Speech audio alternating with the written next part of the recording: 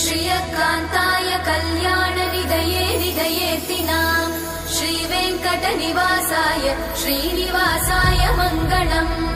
लक्ष्मी सविभ्रमालोक सुभ्रूविभ्रमचक्षुषे चक्षुषे सर्वलोकानां वेङ्कटेशाय मङ्गलम्।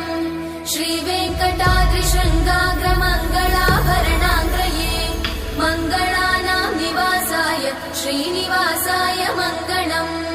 सर्वावयव सौन्दर्य सम्पदा सर्वचेतसां सदा सम्मोहनायास्तु वेङ्कटेशाय मङ्गलम्।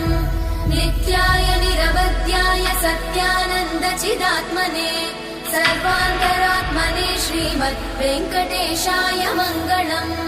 स्वतः सर्वविदे सर्वशक्तये सर्वशेषिणे सुलभाय सुशीलाय वेङ्कटेशाय मङ्गलम्।